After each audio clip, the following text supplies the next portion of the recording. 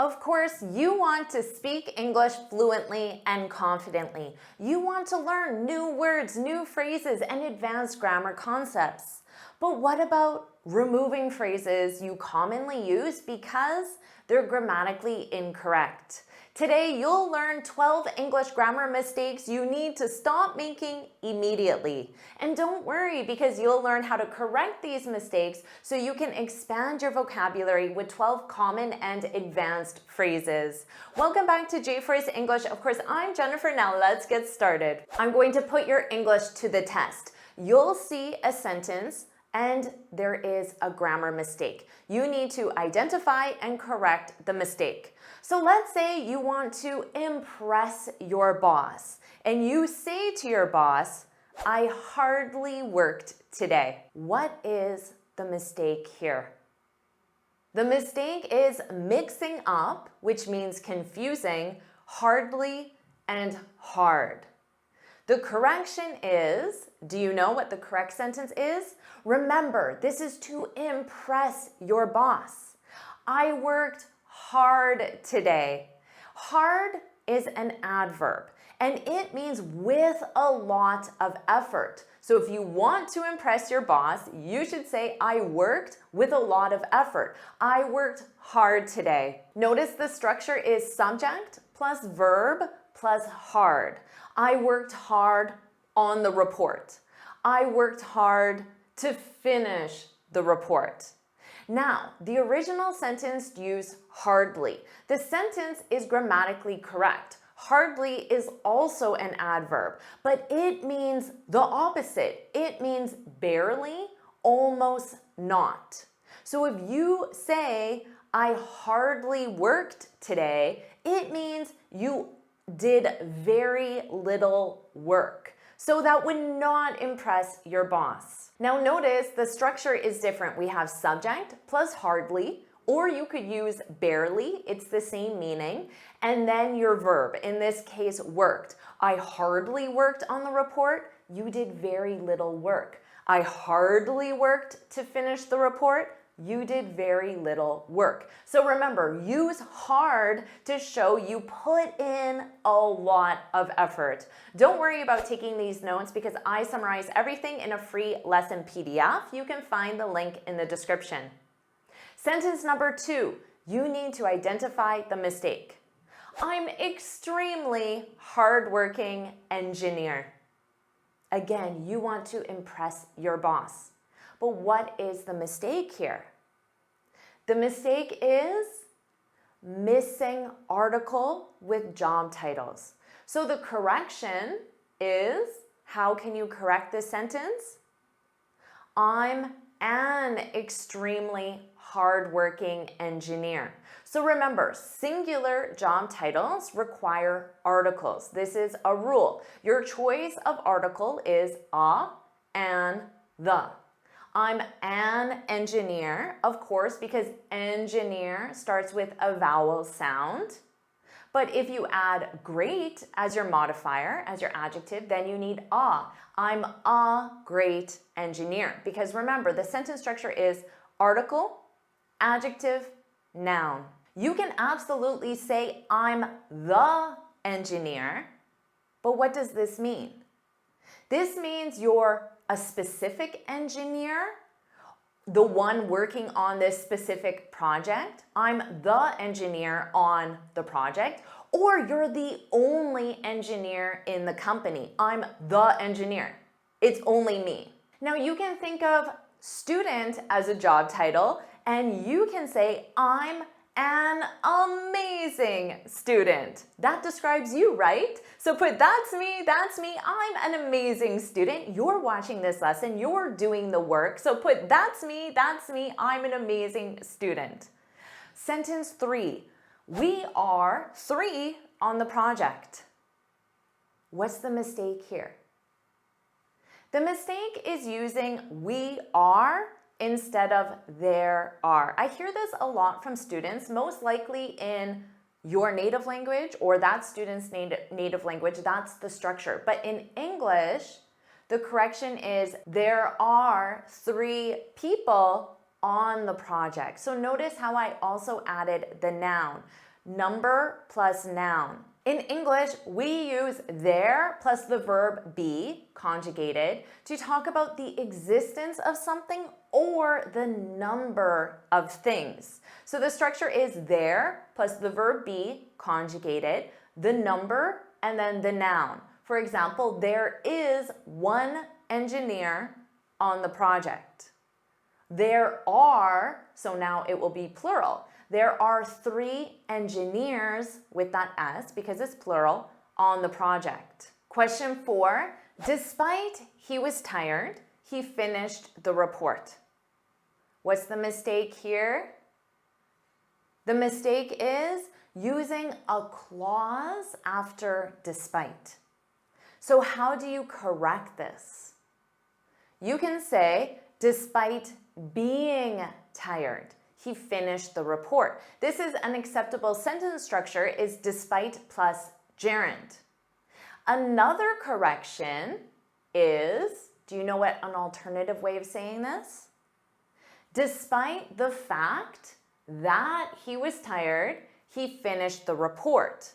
So here, notice I kept the clause, but to do that, you need to add some additional words. Despite plus the fact, and then that is optional.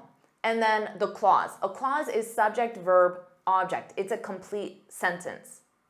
Now, a third correction is you could say, although he was tired, he finished the report. So you can use although plus clause. And although has the same meaning as despite in this context. Now there is a fourth correction. Do you know what it could possibly be? You could say, despite his tiredness, he finished the report. Because you can use despite plus noun. So did you get any of these corrections? Question 5, what's the mistake? If I have some questions, I'll let you know. Do you know what the mistake is here? It's using some instead of any. So the correction is, if I have any questions, I'll let you know. If you have if or a negative, you use any. If you have any questions, please let me know. I don't have any questions. With a positive, you use some. I have some questions about the timeline. You can also use a or one. I have a question, which means I have one question. So that's the singular because remember, some is plural. I have a question, one question about the timeline. Now this isn't just for questions, this is any noun. So if you have any issues, problems, plans, ideas. Sentence 6, I look forward to hear from you. What's the mistake? You know this one, right? It's using the infinitive instead of the gerund. So the correction is, I look forward to hearing from you. So it's to look forward to plus gerund, or you can use a noun. You can say, we are looking forward to your visit, and that's the noun. Or you can use a gerund, we were looking forward to watching the movie. So remember, you need to conjugate to look, that's your verb. And of course, to look forward to means to anticipate with pleasure. So I hope you're thinking, Jennifer, I look forward to watching your next lesson. You could also just use the noun form and say, Jennifer, I look forward to your next lesson. That's acceptable as well. So does that describe you? If it does, put that's right, put that's right in the comments. Sentence 7, I'm used to work on a team. What's the mistake here? Do you see it? The mistake is the infinitive instead of the gerund. So the correction is, I'm used to working on a team. So the expression is to be used to. Notice that pronunciation, used to, and then gerund or noun. And this is for a feeling of comfort with someone, or something. For example, I'm used to making YouTube lessons. I have a feeling of comfort. You can use this in the negative and say, she's not used to speaking in English yet. She doesn't have that feeling of comfort. Let's review the structure subject plus use plus infinitive. This is used for a routine past action. I used to work on a team. They used to live in New York. Routine past action. Now you can also use the structure to get used to plus noun or gerund. So this is to talk about the transition from not comfortable to comfortable. You can say she's not used to speaking in English yet. So you can say she's getting used to speaking in English. So your verb is get to talk about that transition, and get is conjugated in the present continuous because it's an action in progress. Sentence 8, I need to understand better the requirements. What's the mistake? It's the incorrect word order. So what's the correction? You can say two things. I need to better understand the requirements, or I need to understand the requirements better. Both placements of the adverb better are acceptable. So the adverb comes before the infinitive verb, or the adverb comes after the verb and object, so at the end of the sentence. Sentence 9, I had a difficult time to contact the client. What's the mistake here? Again, it's an infinitive instead of a gerund. So the correction is, I had a difficult time contacting the client. So the structure is to have plus article plus adjective plus time plus gerund. Now you can use a positive adjective. We had, remember your verb is have, so you conjugate that. We had an easy time contacting the client. She always has a frustrating time contacting the client. Now you also use the gerund when you use to have plus problems, difficulties, or challenges plus gerund. You could say, I had problems contacting the client. Or maybe you're thinking, I had challenges learning English until I found Jennifer. Does that describe you? Put that's right, put that's right in the comments. Sentence 10, my boss has been angry in the morning. What's the mistake here? The mistake is using the present perfect, has been angry, with a specific past time reference. Now, in the morning is a specific past time reference because it represents at 9 o'clock a.m. or at 10:30. So the correction, you can say, my boss was angry in the morning because we use the past simple plus specific past time reference, such as in the morning. Another correction, you could say, my boss has been angry since the morning because we use the present perfect with since. This shows that the action started in the past and continues until now. And remember that since represents a starting point in time. So since the morning is like saying since 9 a.m. or since 10:30 a.m. You could also say, my boss has been angry lately or recently. We use the present perfect with lately or recently to show the action started in the recent past and continues until now. The next sentence has two mistakes. So this is sentence 11 and 12. I don't know, how can I boiled this report down? Can you identify one mistake? Can you identify two mistakes?